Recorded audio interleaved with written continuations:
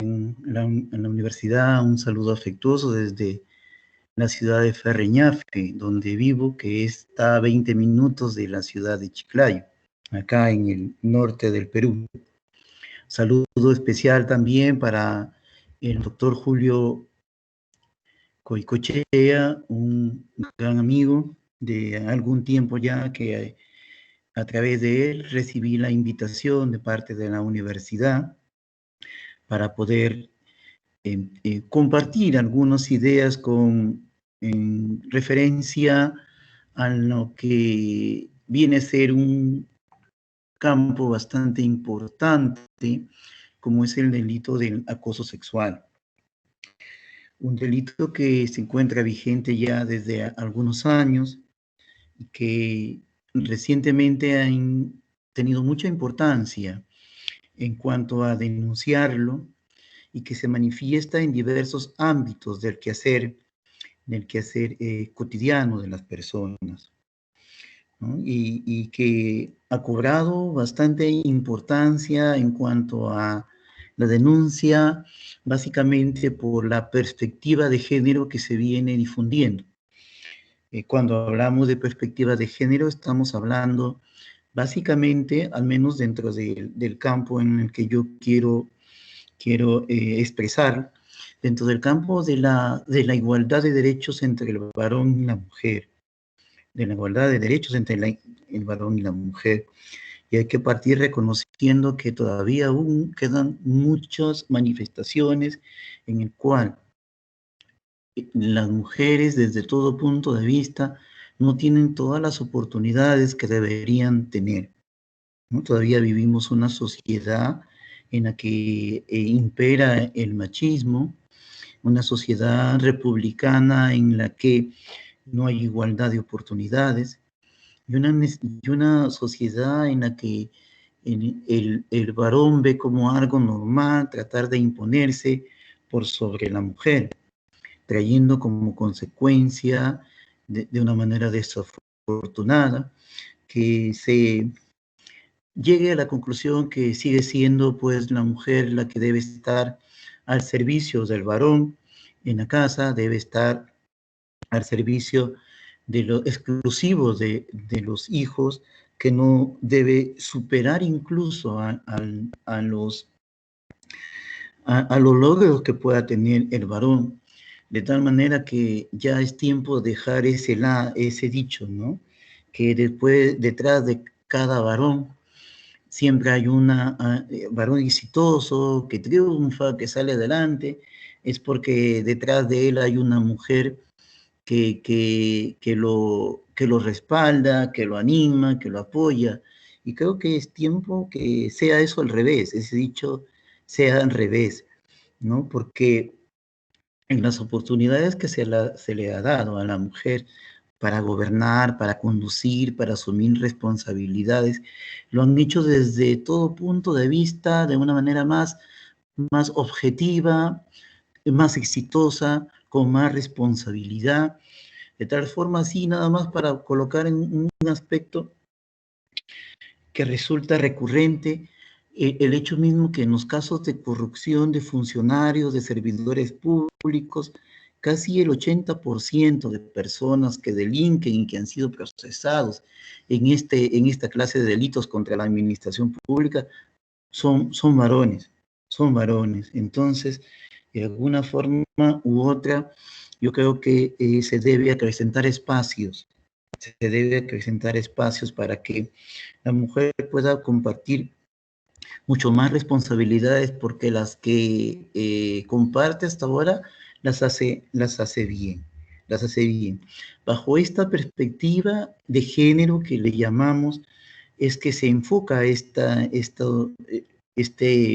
aspecto del delito del acoso sexual, que viene a tratar de luchar contra la preponderancia, el abuso, la prepotencia que tienen a veces fundamentalmente los varones, ¿no? Aunque el delito no distingue entre varón y mujer, sin embargo, nosotros queremos conversar hoy día acerca de ese tema.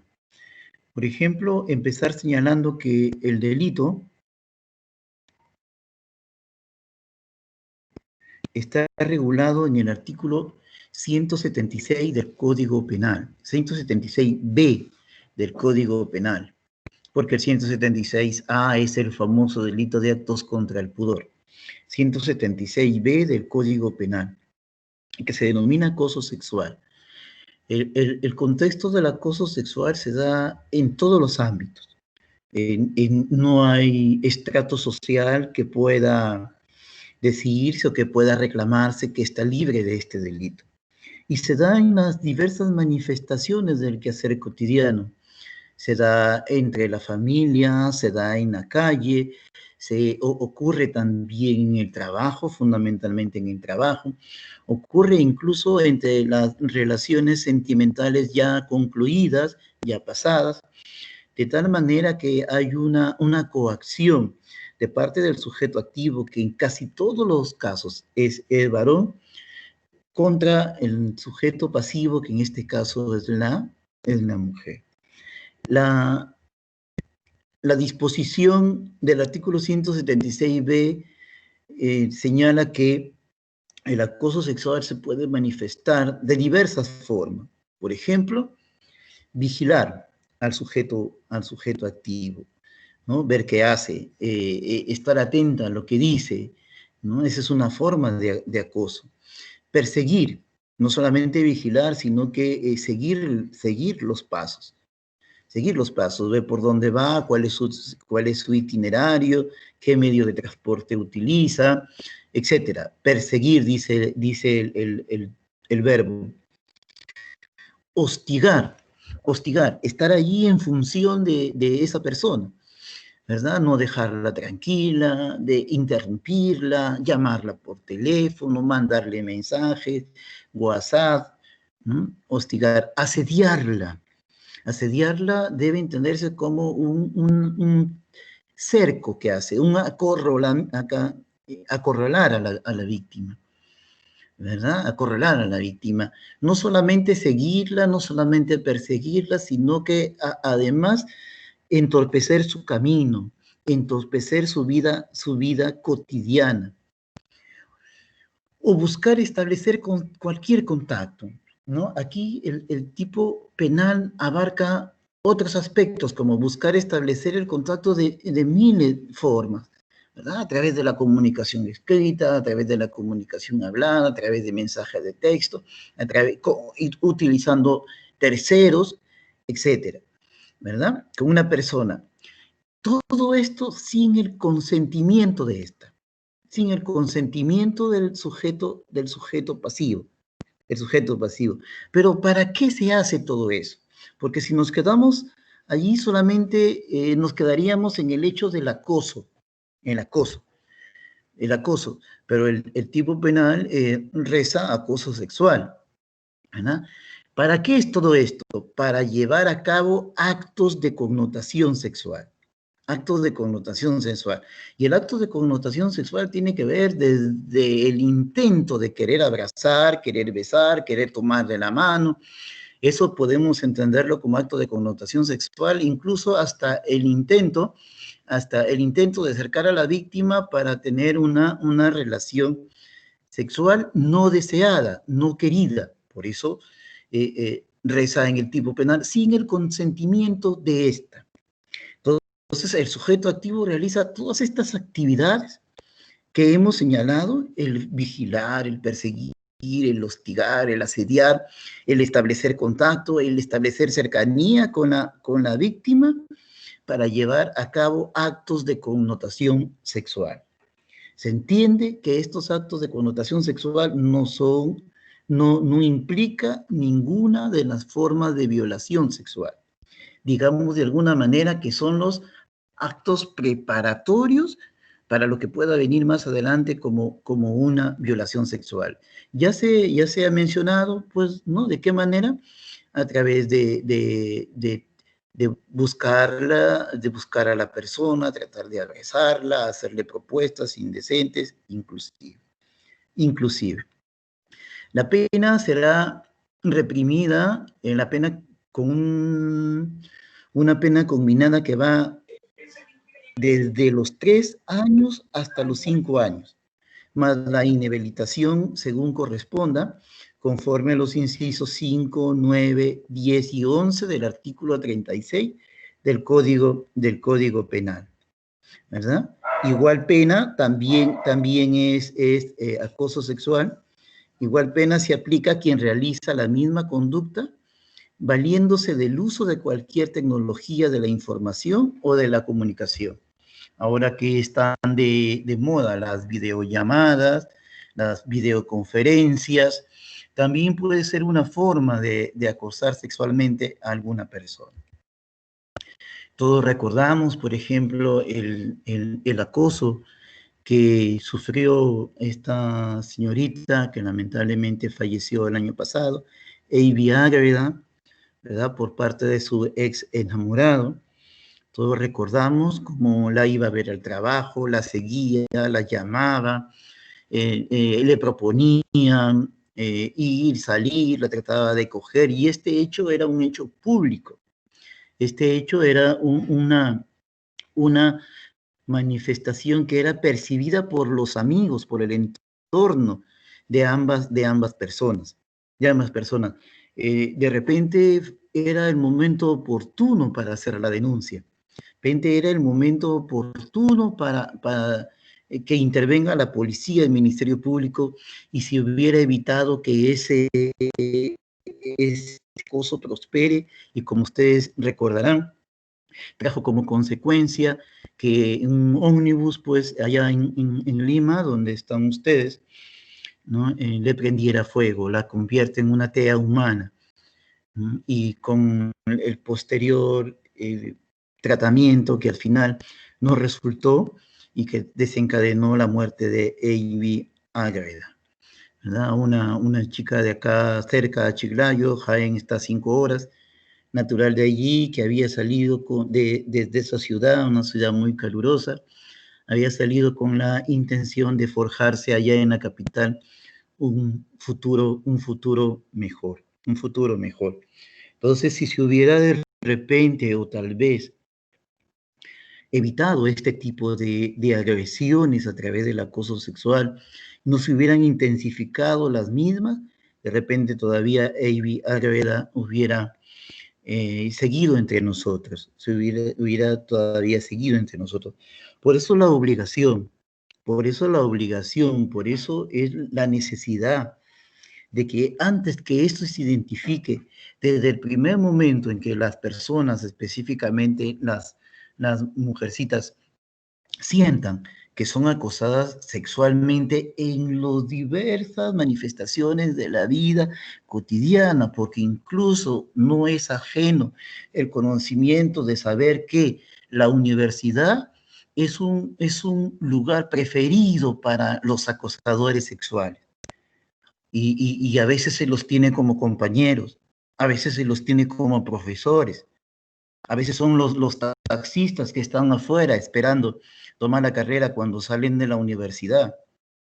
¿Mm? Y denuncias hay un montón, hay un montón. Hay muchas denuncias. De tal forma que la idea es más aún si ustedes son personas enteradas en el derecho y que están aprendiendo a hacer valer sus derechos, recurrir desde un primer momento frente a todo tipo de estas situaciones que se presenten. Entonces, el acoso sexual es la imposición de mensajes sexuales.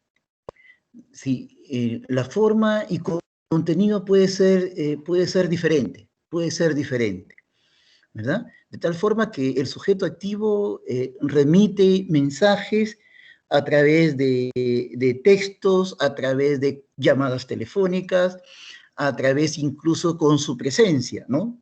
Con su misma presencia, de tal forma que trate de imponer su voluntad por sobre la voluntad de la víctima. El acoso sexual es toda persecución física o psíquica, porque esto es lo primero que se desencadena en la víctima, ¿verdad? Una persecución física la sigue a todos lados, la busca, espera que salga de su casa, regresa y la sigue vigilando, ¿verdad? Hay una persecución física. Va a todas partes donde ella va, si hay una reunión, está en la reunión, si va a la biblioteca, está en la biblioteca, está en la biblioteca, ¿verdad? O ya le está llamando, ya le está requiriendo a la persona, al sujeto pasivo. Pero a la vez es una persecución psíquica. Es una persecución psíquica porque la víctima que se siente acosada pierde su tranquilidad. Su estado emocional es el de angustia. Su estado emocional va inclusive con sentir temor, de tal manera que quiere hacer algunas cosas, quiere realizar algunas actividades, pero por temor a que pueda encontrarse o pueda verse con su acosador, definitivamente no las hace, no las hace. Y ya hemos dicho que toda esta persecución física o psíquica, para que sea acoso sexual, debe tener fines sexuales. Una vez más lo decimos, se realiza en cualquier ámbito y circunstancia no consentida por la persona contra la cual es ejercido. El bien jurídico tutelado es la libertad sexual, ¿verdad? Que se pone en riesgo cuando el agente ejecuta actos de asedio u hostigamiento sobre el desenvolvimiento y el libre desenvolvimiento de la personalidad del sujeto pasivo. De tal forma que una víctima de un acoso sexual, volvemos a decirlo, no puede ya vivir con tranquilidad. No puede ya vivir con tranquilidad. ¿De acuerdo? El sujeto activo puede ser cualquier persona.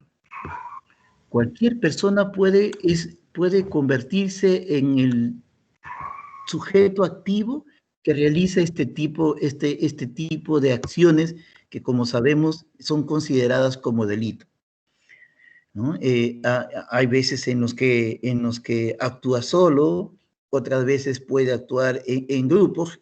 Se ha dado también el caso de que actúan en grupo, pero no se requiere ninguna calidad especial para ser sujeto activo de estas personas, de este tipo de ilícitos penales. Se entiende, pues, que estamos frente a personalidades con problemas psicológicos, con patologías, personas que tienen alterada su personalidad y que por estas razones resultan aún más riesgosos, más peligrosos. Por eso es que se necesita la denuncia oportuna. Se necesita la denuncia oportuna. El autor del asesinato de Evi Árveda era una persona común y corriente, era un trabajador de un supermercado, cumplía con sus obligaciones, era un trabajador ejemplar.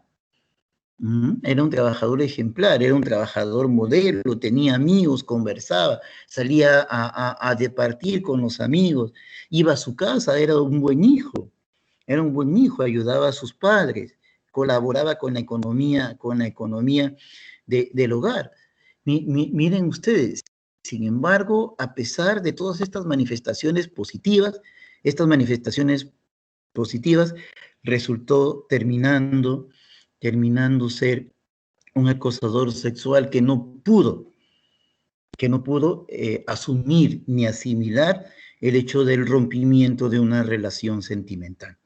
Por eso es que estos delitos deben sancionarse, porque físicamente entre la fuerza y corpulencia de un varón por sobre la mujer no es que sea más débil, porque de hecho no lo es, pero tiene desventajas con respecto a la fuerza física del varón. Por eso es que se necesita la concurrencia de la policía, la concurrencia del Ministerio Público y en su oportunidad del juzgado, para evitar que este tipo de ilícitos penales sean intensificados en su gravedad y al final impere la denuncia de acoso sexual y se lo sancione al acosador y se evite riesgos muchos mayores. Pero yo vengo a hablarles aquí, más allá de los aspectos teóricos, de un problema que observamos a nivel del proceso judicial. Uno de los aspectos más importantes desde el punto de vista negativo con respecto a estos delitos es que no se denuncia. A pesar de que sabemos que es una práctica muy frecuente en los diversos contextos a través de los cuales nos desenvolvemos, no se salva ningún contexto, no se salva ningún estrato social. Sin embargo, las denuncias no son frecuentes. Las denuncias por este delito de acoso sexual no es frecuente. No se hace de manera reiterativa cuando debe hacerse. Uno por desconocimiento, otro porque a veces la víctima asume que el poder que tiene el varón por sobre la mujer es algo que está así establecido y que hay que respetar, que hay que acatar y que no hay que hacerse problemas y que por no hacerse problemas es mejor resistir todos estos embates ilegales que pueda hacer el varón, Eso es una creencia, así se adopta y así incluso se vive. Por eso es que se necesita una difusión de este tipo de ilícitos penales, como es el de acoso sexual, para saber primero que existe el delito y para establecer, segundo, que cualquier forma en la que se le interrumpe la tranquilidad a una persona, a una víctima, sea afectándola desde el punto de vista físico, desde el punto de vista psicológico, con actos de connotación sexual, definitivamente es un delito de acoso sexual. Ese es un primer problema. Un segundo problema es ya cuando se denuncia. Y el segundo problema tiene que ver con la actividad probatoria del delito de acoso sexual. ¿Cómo es que la víctima puede llegar a denunciar, llega a la policía, llega al Ministerio Público, y en la policía o el Ministerio Público le reciben su denuncia, pero inmediatamente le piden medios probatorios? Y para ser sincero, en este tipo de delitos no hay medios probatorios. Primero que el varón se cuida bastante, el sujeto activo se cuida bastante de dejar huella de este delito, ¿no? Borra los mensajes, borra los WhatsApp, borra los comentarios que hace a través del Messenger, ¿verdad? Ve de alguna manera cómo no queden pruebas acerca de la realización de su actividad ilícita. Es que debemos entender también que el delito de acoso sexual es un delito de naturaleza privada, Es decir, generalmente es un micromundo que se crea, claro, un micromundo que debe cortarse, que debe deshacerse, entre el agresor sexual, que es el sujeto activo, y la persona agredida, que en este caso es el sujeto pasivo, ¿verdad? Y hay veces en que del acoso sexual degenera en otros delitos, ya lo hemos dicho. Puede degenerar en el delito de chantaje sexual, puede degenerar incluso en el delito de violación sexual, que es la mayor intensidad con relación a los ilícitos contra la libertad sexual que contempla el Código Penal vigente. ¿De acuerdo? De tal manera que es difícil encontrar una foto, es difícil encontrar una filmación, es difícil incluso encontrar hasta testigos, porque pensándolo bien sería, a ver, nos pregunta la policía, ¿y quién ha sido testigo de lo que nos estás contando? Ah, fulanito, fulanita de tal, pero cuando los llaman y cuando los notifican para que se presenten y sean testigos o declaren, a fin de no comprometerse o a fin de no arriesgar su tranquilidad, sencilla y llanamente dicen, no me acuerdo, no sé nada, no vi nada, sí estuve con la víctima, pero no pude ver nada, sí estuve con la víctima, pero no percibí nada, no sé si es la persona, no sé si es el individuo que la fastidia, que la molesta, que no la deja vivir tranquilo, no lo sé. De tal manera que muchas veces incluso los testimonios no resultan siendo las pruebas más importantes o más idóneas para acreditar un delito de acoso sexual. Entonces tenemos ya que no hay documentos, que no hay fotos, que no hay filmaciones, que no hay testigos. Entonces, ¿cómo es que terminamos? ¿Cómo es que terminamos eh, probando el delito de acoso sexual? ¿Cómo es que cuando a la víctima la Policía Nacional del Perú va a colocar su denuncia y le pregunta qué medios probatorios tiene, le puede ofrecer una variedad de medios probatorios que acrediten la comisión de estos hechos delictivos? Primero debemos invocar la actitud de la víctima, ¿verdad? Si el acoso y las propuestas son por medios tecnológicos, un correo, mensajes de texto, mensajes de WhatsApp, mensajes de Messenger, ¿no? Algún medio tecnológico computarizado, es muy fácil tomar capturas de pantalla, es muy fácil guardar todo lo que fotos a través de captura de pantalla, guardar archivos en los cuales se pueda percibir todos estos mensajes de connotación sexual que de mala manera envía el sujeto activo. La actitud que se debe tomar frente a este delito es denunciar, perfecto, pero conjuntamente o de manera paralela a la denuncia se debe también establecer los medios probatorios. Los medios probatorios.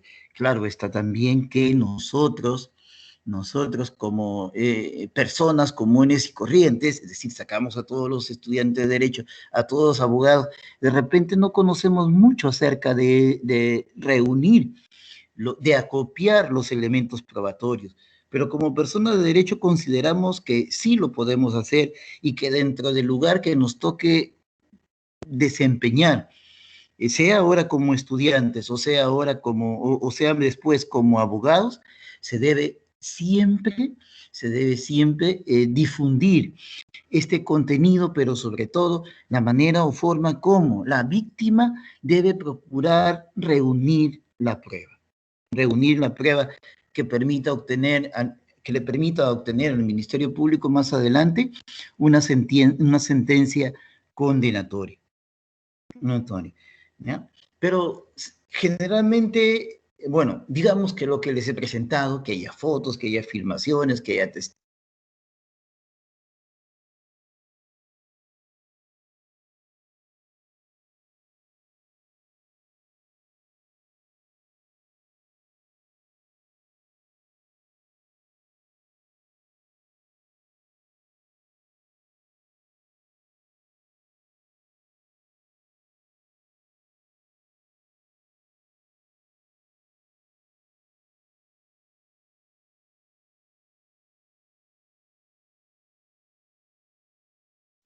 A ver, un ratito, parece que ha tenido algún problema con internet el expositor. Voy a tratar de comunicarme con él, por favor.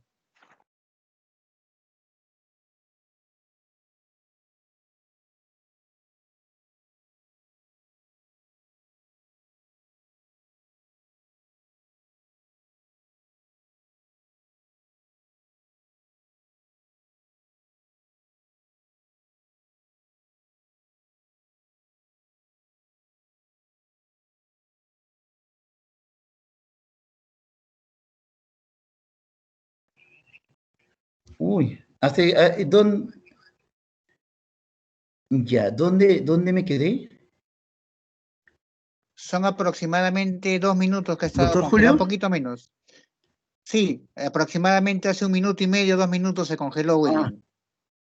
Ya. Ya, entonces estábamos señalando que existe mucha dificultad para reunir la prueba en el delito de acoso sexual. Bueno, ante todo las disculpas. Esta zona está teniendo muchos problemas con el Internet, de todas las empresas, no es solamente de una empresa, es que se sobresatura. En la mañana todavía las audiencias que realizamos se ponen todavía mucho más pesadas, ¿no? Mucho más lentas. Las disculpas del caso, las disculpas del caso. Entonces estábamos diciendo que a falta de documentos, a falta de filmaciones, a falta de testigos, porque sí pueden haber testigos, a falta de mensajes porque se han borrado, lo primero que debemos procurar es reunir el medio probatorio. Una foto de esos mensajes, guardarlos en los archivos, en USB y pasarlo luego, grabarlos en CD. Debe ser una forma a través de la cual nosotros podamos reunir la prueba. Pero resulta que quien es víctima de acoso sexual generalmente es una persona que se encuentra afectada, Y cada vez que se encuentra afectada, pues es bastante difícil reunir esa prueba que estamos señalando, que lo proponemos desde, de repente, la tranquilidad que da el no ser víctima de este tipo de delitos. Pero en lo posible, si es que se es víctima de acoso sexual, se debe procurar reunir los medios probatorios. ¿De acuerdo? Pero la reunión de medios probatorios, digamos que es la excepción, no es lo común. No es lo común. Entonces, ¿cuál es el medio probatorio idóneo?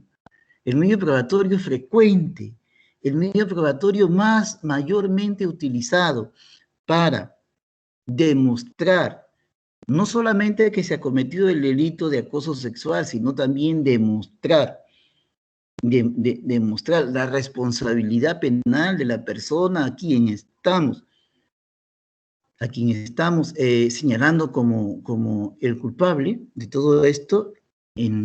Entonces, el medio idóneo es la declaración de la víctima. No solamente en el acoso sexual, sino en casi todos los delitos contra la libertad sexual, el medio idóneo resulta ser la declaración de la víctima. ¿De acuerdo? Es decir, cobra mayor relieve e importancia en estos tipos de delitos contra la libertad sexual. Y para que la declaración de la víctima pudiera ser considerada como prueba de cargo suficiente, es decir, miren ustedes, para que sea capaz de enervar la presunción de inocencia, debe reunirse ciertos requisitos. Repito esto, está bien ya, no reúno las fotografías, no reúno los videos, no hago capturas de pantalla, no tengo nada.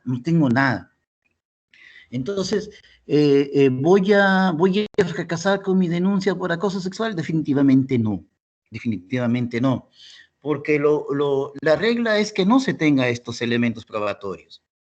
La regla es que no se tenga estos elementos probatorios. La excepción es que sí se los tenga, porque, repito, la afectación está en la persona que muchas veces cuando se están desarrollando actos de acoso sexual no tiene tiempo.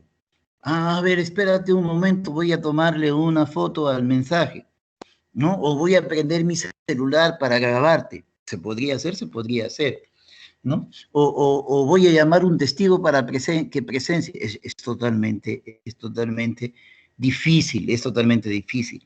La regla es que no hayan este tipo de medios probatorios, pero sí hay un medio probatorio privilegiado, y que lo es con todos los delitos contra la libertad sexual.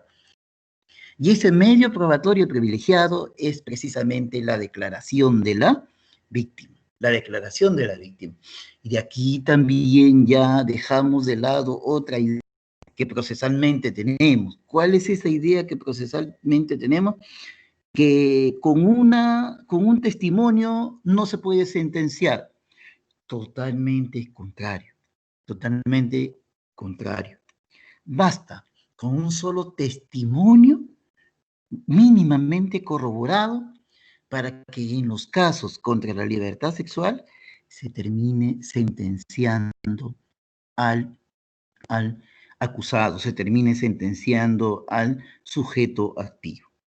¿Ya? Es decir, basta con un elemento, en este caso, la declaración de la víctima. Entonces dirán, la declaración de la víctima es suficiente para desvirtuar, para enervar la presunción de inocencia. Definitivamente sí, definitivamente sí. ¿Puedo yo conseguir una sentencia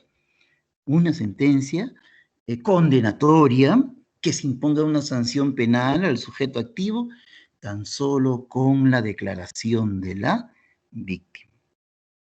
Pero para que la declaración de la víctima tenga ese poder, tenga esa majestad de vencer, de enervar la presunción de inocencia,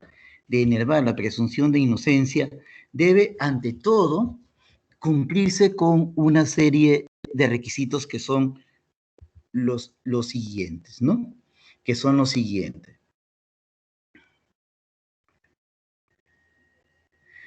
Como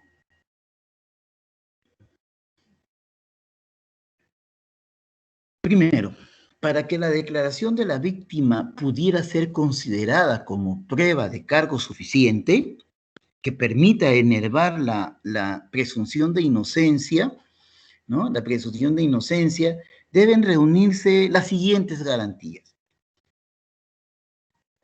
Que la declaración sea objetiva y verosímil. ¿Qué significa que una declaración sea objetiva? Una declaración es objetiva cuando hace alusión a hechos externos, hechos que no están en el pensamiento de la víctima, sino están en el mundo exterior. ¿Qué hechos externos puedo referir yo en mi declaración? Unos hechos como, por ejemplo, la hora en la que ocurrió, el lugar donde se encontraba, en compañía de quién estaba, si tenían o no clases en ese momento, si se encontraba en la universidad, si estaba acompañada de sus padres, si estaba desarrollando algún examen, qué sé yo, qué sé yo. Entonces, esto es objetivo. Eso es objetivo. Yo estaba realizando esta actividad cuando de repente llegó un mensaje con proposiciones sexuales, lo que importa un acoso sexual, que lo hizo fulanito de tal. Lo hizo fulanito de tal, menganito, sutanito, lo realizó. Muy bien, entonces lo que tendría yo que demostrar es que, en efecto, ¿verdad? El día en el que ocurrió esa llamada, el día en que ocurrió ese mensaje, el día en que se envió ese WhatsApp, yo me encontraba en el lugar determinado donde digo que estuve. ¿Lo puedo probar de alguna manera? Lo puedo probar. Si estuve en clase, un informe del profesor. Si estuve dentro de la universidad, de repente un informe, y no necesariamente clase, un informe del vigilante, o un informe, de repente estuvo en el cafetín, en el restaurante de la universidad, y los mozos, las chicas que atienden, los dueños del cafetín, qué sé yo, muy bien pueden decir, sí, estuvo aquí. Lo que busco es que mi versión se apoye en elementos objetivos, no en mi imaginación que es subjetiva, no en lo que me parece que es subjetivo, no en lo que creo que debe ser o que ha sido, que es subjetivo, y que a veces linda con la fantasía, o a veces linda con crearnos mundos y creernos que vivimos en esos mundos, lo cual sí es bastante complicado, bastante complicado. Entonces, mi declaración debe estar apoyada en aspectos externos que deben ser verificables. Aspectos externos que deben ser verificables, que hagan alusión a lo que estaba haciendo, que hagan alusión a lo que estaba realizando en el momento en el que fui acosada sexualmente, fui acosado sexualmente. Bien, eso es la objetividad, pero a la vez se nos exige que esa imputación, esa historia que contamos, sea una historia verosímil. encontramos que este es otro requisito, no solamente la objetividad, sino también la verosimilitud. ¿Y qué implica la verosimilitud? Que aquello que he dicho ante el fiscal, que aquello que he mencionado ante el juez, resulte corroborado meridianamente en algún aspecto, ¿verdad? Con un hecho de la realidad. Resulte corroborado mínimamente. Ah, mi testigo, sí, pues mi testigo, Juancito Pérez, vio que ese día estaba en tal lugar. Muy bien, muy bien. Que estaba conversando con mis amigas, recibí mensajes, se presentó alguien, me trataron de jalar, me llevaron. Muy bien. Mis amigas no quieren declarar, las amigas no quieren declarar para no comprometerse, para que no después tomen represalias contra ella, pero están las cámaras que hay dentro de las universidades. Están las cámaras y con el uso de las cámaras, puedo muy bien advertir qué es lo que estaba ocurriendo o si estábamos frente a un hecho de acoso sexual. Entonces tiene que ser objetivo, ¿verdad? La declaración tiene que ser también verosímil, ¿no? Y para que ello ocurra es necesario que la versión de los hechos que constituye el contenido de la declaración de la víctima se encuentre confirmada por la concurrencia de corroboraciones. Y aquí entendemos que para que sea verosímil una historia, tiene que ser corroborada mínimamente, no todo, pero sí, por ejemplo, algunos aspectos importantes como el lugar donde estuvo, el día en el que ocurrieron los hechos, la hora en la que ocurrieron los hechos, las personas que estaban junto o en función de lo que estaba realizando cuando fui víctima de acoso sexual, etcétera, etcétera. ¿Ya? Entonces sí, se me exige una corroboración. Ausencia de incredibilidad. ¿Qué supone la ausencia de incredibilidad? La ausencia de incredibilidad supone que yo no esté imputando la comisión de un hecho delictivo a una persona que es inocente, pero que le imputo ese hecho de acoso sexual porque no me cae bien, porque saca mejores notas que yo, porque me cae mal, muy mal, porque hay un conflicto entre las familias. ¿Por qué? Porque desde pequeñitos nos hemos odiado, entre comillas, todo eso. Es decir, que haya ausencia de credibilidad subjetiva, que importa que le vamos a creer a lo que diga la víctima, le vamos a tener como cierto lo que diga la víctima, ¿no? ¿Verdad? Siempre y cuando lo que se afirma, no se sustente en un acto de venganza, en un acto de envidia, no se sustente en un acto de revancha de parte de la víctima con relación al sujeto activo. Esa es una de las características, la ausencia de incredibilidad subjetiva. Y también debemos tener en cuenta como otro requisito la coherencia de la declaración. Cuando hablamos de la coherencia de la declaración debemos repetirnos al hecho mismo que de repente ante la policía de una versión, voy ante el Ministerio Público, debo dar la misma versión porque los hechos no han cambiado. Y si me voy a juicio, debo dar en el juicio la misma versión porque los hechos tampoco han cambiado. Los hechos tampoco han cambiado. Entonces, frente a esto, yo debo tener claro que ningún factor que no sea el del delito pueda motivarme a imputar a alguien un acto de acoso sexual,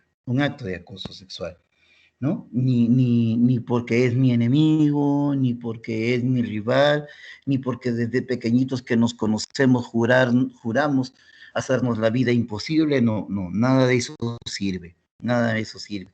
Eso quita verosimilitud a la imputación, ¿no?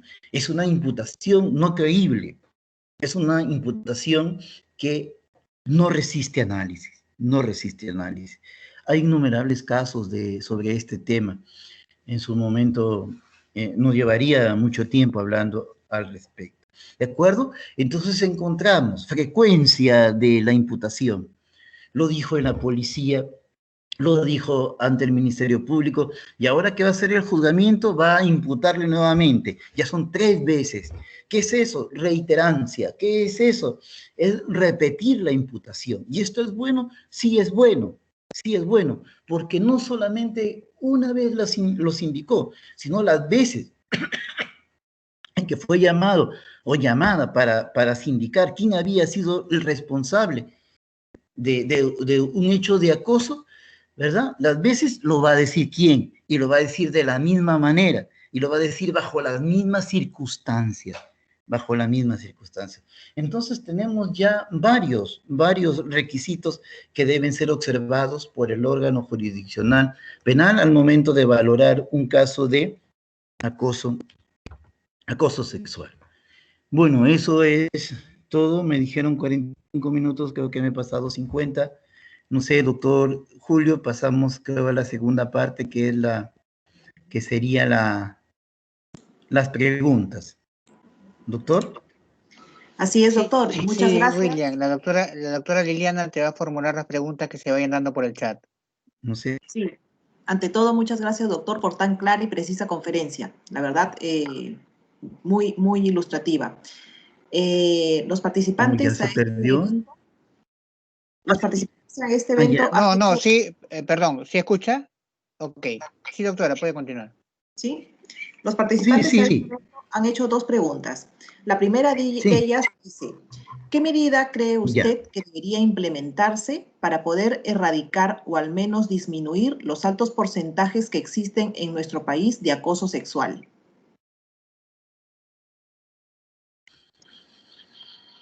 Ya, entonces, bueno, frente a esa pregunta hemos dicho que la mayor parte de delitos de acoso sexuales no se denuncia. No se denuncia.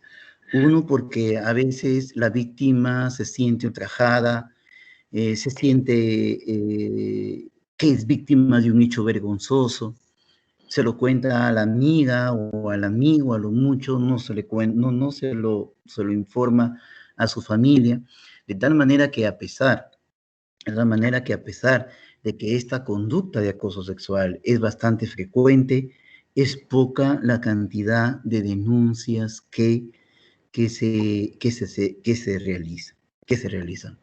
Entonces, en Lima, y creo que en muchos países hay organizaciones no gubernamentales que ayudan a las mujeres fundamentalmente a hacer este tipo de denuncias, ¿no? Yo no sé si habría en el caso de la universidad femenina alguna oficina que pudiera facilitar. ¿Sabe por qué? Por una razón sencilla. El problema de las denuncias, tanto en la policía como en el Ministerio Público, originan procesos de revictimización. Imagínense estarle contando a un desconocido qué es lo que me ha pasado, cómo me han tomado, cómo me han querido agredir, cómo es que me envían mensajes, cómo que me envían fotos indecentes a mi celular, cómo es que a través de terceros me entregan papeles, cómo es que me persiguen, cómo es que...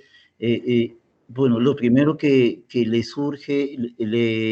sugiere a la víctima es que no le van a creer, más aún si el policía le dice, ¿cuáles son tus medios probatorios? Porque le piden los medios probatorios. No tengo. Entonces, ven cuando tengas medios probatorios. Entonces yo creo que fundamentalmente debemos estudiar el tema, debemos ver este tipo de organizaciones que apoyan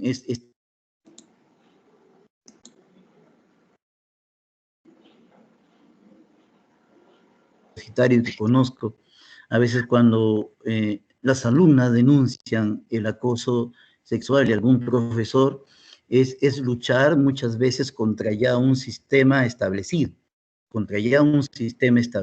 ¿no?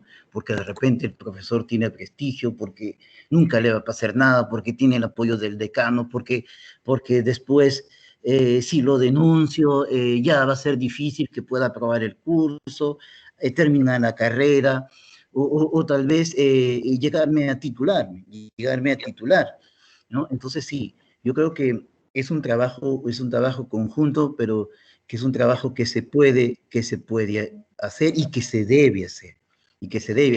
El apoyo entre las mismas mujeres. No sé si Defensoría Estudiantil tenga alguna función que ver con esto, ¿no? Pero sería interesante que se presente algunas salidas en esto, ¿no? Esta semana escuchamos, ¿no? Como un ex enamorado, un ex esposo, un ex novio en Lima primero la acosaba, la llamaba a la señorita, la iba a ver, la sacaba del trabajo, no, le impedía que esté en una fiesta. Todo eso son manifestaciones de acoso sexual, y hasta que al final, ¿verdad?, la encuentra, va donde ella está, la mata y se mata él también.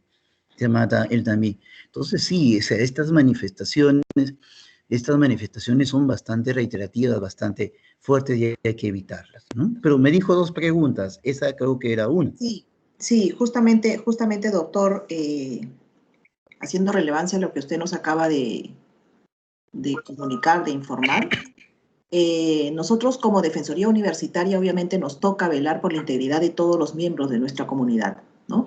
Es por ello que siempre estamos solicitando que ante cualquier acto intimidatorio de parte de cualquier persona, denuncien de una forma de inmediata a la Defensoría Universitaria para iniciar acto casi instantáneamente las indagaciones y poder llegar a sancionar y separar del ámbito académico a esta persona que está acosando, ¿no? Siempre se les dice que no deben tener miedo porque la Defensoría Universitaria de inmediato da medidas de protección que van a proteger la integridad de quien está denunciando un acto de acoso o de hostigamiento, ¿no? Entonces no deberían tener miedo, deberían más bien ayudarnos justamente a detectar a estas personas que están siendo acosadores, justamente para lograr que el entorno académico sea un lugar de paz, un lugar de tranquilidad, donde no haya actos ni de violencia, ni de intimidación, ni de acoso, ni de miedos, ¿no?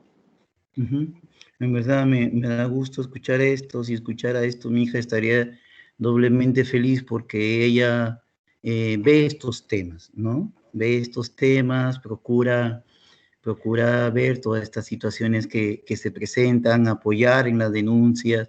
Y es verdad, más aún en Lima que en provincia, es todo una especie de martirio, ¿no? Ir a la policía, volver, esperar, a veces los tratan mal y todo eso, ¿no? Pero sí, esa persona, y en buena hora, doctora, que usted lo mencione, y en verdad me alegro y la felicito y saludo, si apoyan a sus estudiantes, esa carga va a ser menor, porque de eso se trata, ¿no?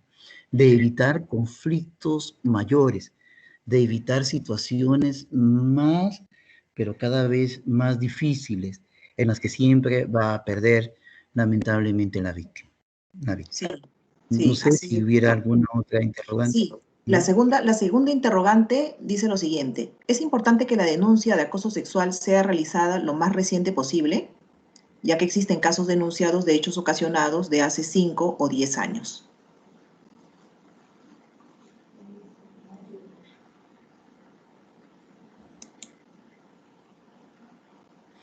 Sí, claro. Habría que ver desde cuándo está vigente la norma. Creo que esta norma fue el 176B, lleva ya desde el 2016, más o menos. De repente me equivoco. Pero si tomamos como punto de vista el 2016, antes del 2016 no existía este delito. Y si no existía este delito, no podíamos denunciarlo, ¿no? No podíamos denunciarlo. Sin embargo, es lo más, cuanto más cerca se denuncia, cuando está más cerca el hecho delictivo, en el cual se ha sido víctima de acoso sexual, es mejor. Es mejor porque se puede investigar, es mejor porque va a permitir que la policía, el Ministerio Público llamen al agresor sexual. Es mejor porque por naturaleza las personas que nos vemos inmersas en actividades en las cuales hemos sido víctimas y tenemos una experiencia negativa, inclusive por resiliencia nosotros tendemos a olvidarlo. Y cuanto más pasen los días, va a ser más difícil de recordar porque es nuestra naturaleza olvidar todo aquello negativo, no actualizarlo. Pero no, si hace un año, hace 2 años, hace 3 años ocurrió el hecho delictivo, no hay nada que impida que se pueda denunciar.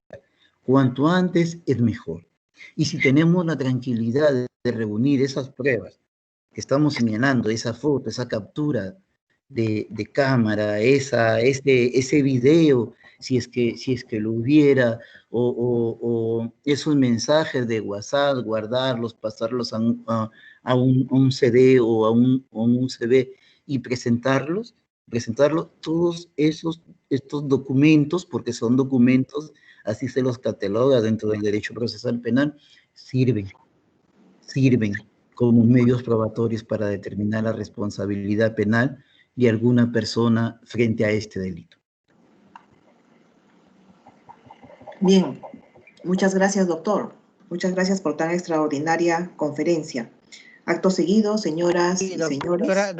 Doctora Lili, hay una pregunta más en el chat, hay una última que se colgó de una señorita de Promel, de repente para que la pueda dejar también con respuesta el doctor William. Perfecto, sí. Disculpe, doctor. Dice, ¿en cuánto tiempo aproximadamente se resuelve un delito de acoso sexual en nuestro país, luego de haberse presentado todos los elementos de convicción contra el imputado?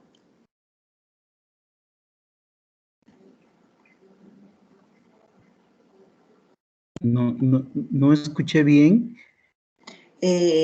Un estudiante quiere saber en cuánto tiempo aproximadamente se resuelve un delito de acoso sexual en el país, después de haberse presentado todos los elementos de convicción.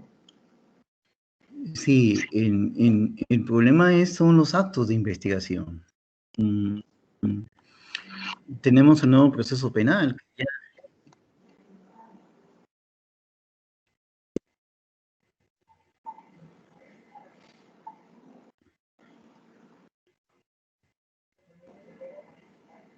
Sí, se interrumpe, no sé si mi internet está mal.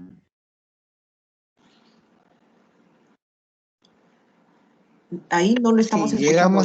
Sí te escuchamos, llegamos a escuchar el proceso penal, los actos de investigación. Sí, advertí la pregunta.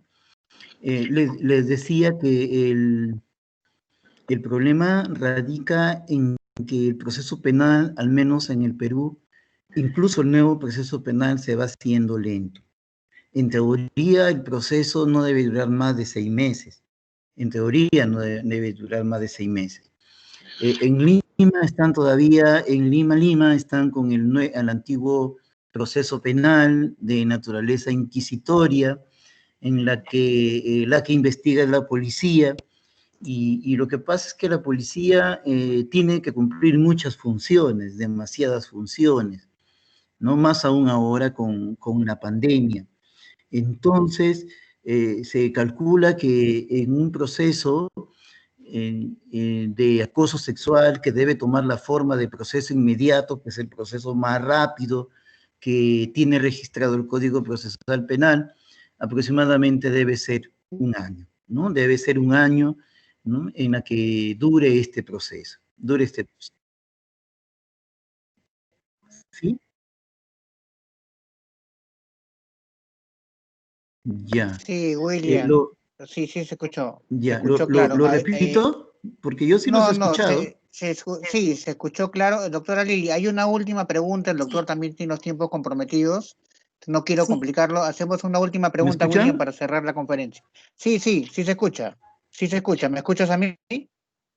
Creo que hay problemas. A ver, lo voy a llamar por teléfono. Un segundo.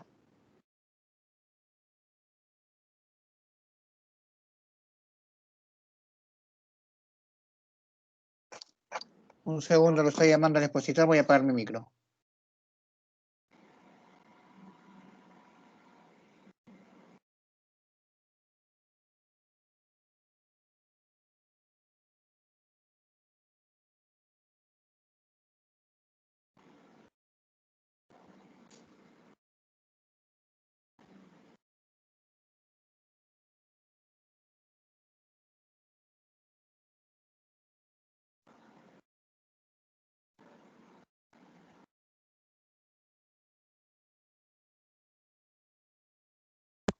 Doctora Liliana, ¿me escucha?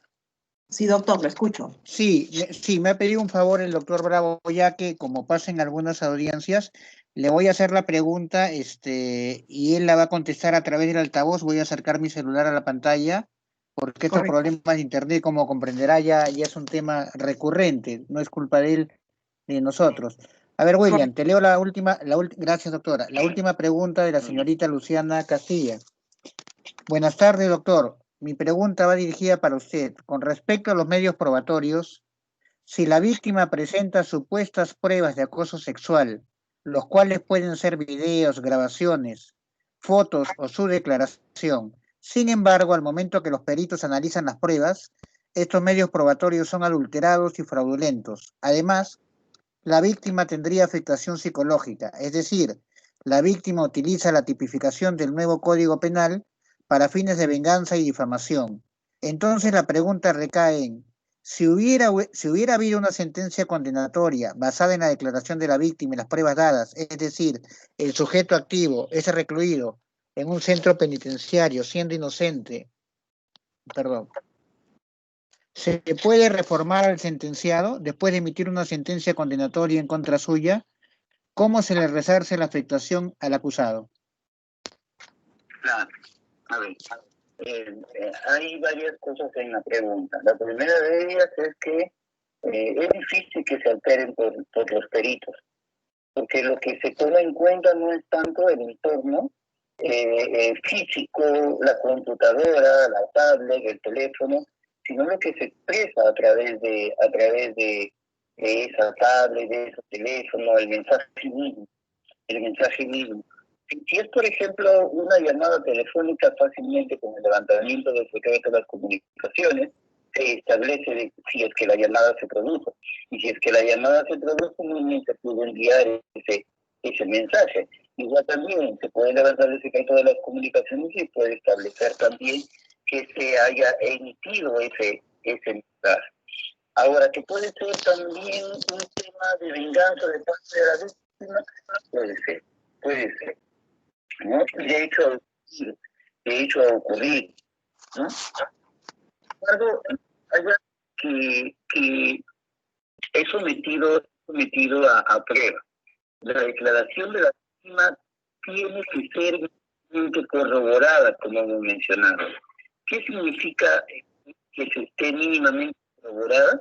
Que sea demostrable, que sea demostrable a través de algunos probatorios. Como ya dije, me ocurrió de lo que le dije, no debo probar la circunstancia. Que si eso no ocurre, generalmente es porque la imputación, no es correcta. A ver, ya no es válida, no es correcta. Entonces, frente a esto, encontramos que sí, que a veces ocurren casos en los que la víctima puede utilizar esto como un medio de venganza, pero también hay un hecho muy cierto, ¿no? El agresor que ha sido víctima de un hecho de venganza también tiene la posibilidad de aportar sus medios probatorios para que la versión de imputación no prospere. Pero en la mayoría de estos casos, en los que conocemos, en los casos de violación de la libertad sexual, generalmente, digamos, en un 98%, las víctimas siempre dicen la verdad. Y dicen la verdad por una razón sencillísima, que al exponer un caso de acoso sexual, de violación sexual, de actos contra el pudor, la víctima ese hecho que tiene que ver con su intimidad, que tiene que ver con algo personal, muy propio de esa persona, va a ser conocido por las demás personas. La gran pregunta es, ¿cómo es que entonces por un acto de venganza, una persona se va a exponer de tal manera a revelar o a inventar una imputación tan seria como puede ser la de un acoso sexual? Es bastante difícil, pero puede ocurrir, puede darse, ¿no? De tal manera que la exigencia de probatoria debe ser tal con respecto a la declaración de la víctima que esté debidamente corroborada, aunque sea de manera mínima, pero esté corroborada, ¿no? Eso es lo que le tengo que mencionar, ¿no? Lo que tengo que mencionar. Sí, doctora Liliana. Muchas gracias, doctor, por absorber las consultas, las preguntas, las interrogantes del público esta tarde. Acto seguido, el doctor José Goicoechea dará unas palabras de agradecimiento a nuestro ponente.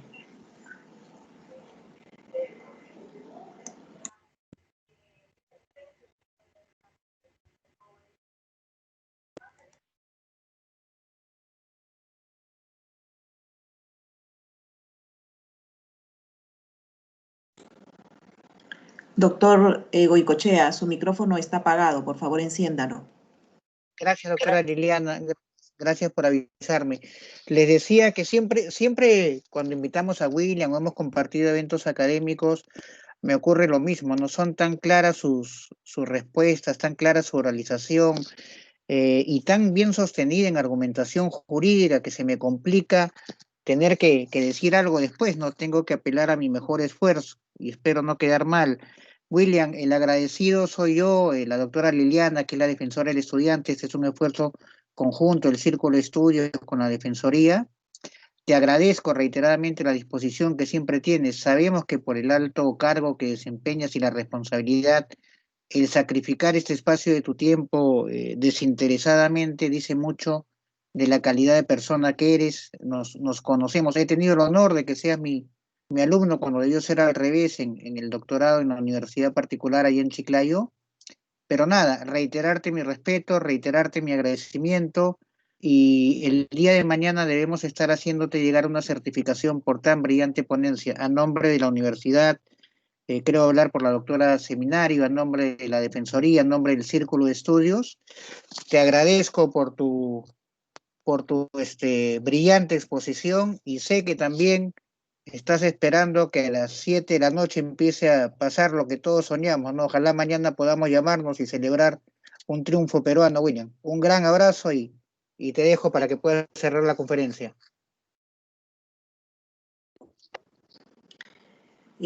Muchas gracias, doctor. Bueno, señoras y señores, este acto ha terminado el día de hoy. No sin antes agradecer, como bien lo dice nuestro doctor Goicoechea, por tan clara y tan precisa exposición. Muchas gracias a ustedes.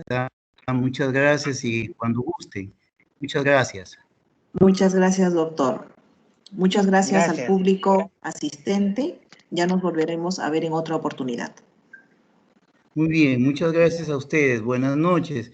Y ojalá gane Perú, como dice el doctor Julio. Un abrazo para todos. Ahí estaremos para ayudar a nuestra patria. Ya, muchas gracias. Buenas noches, buenas noches. Buenas noches. Gracias, gracias a todos.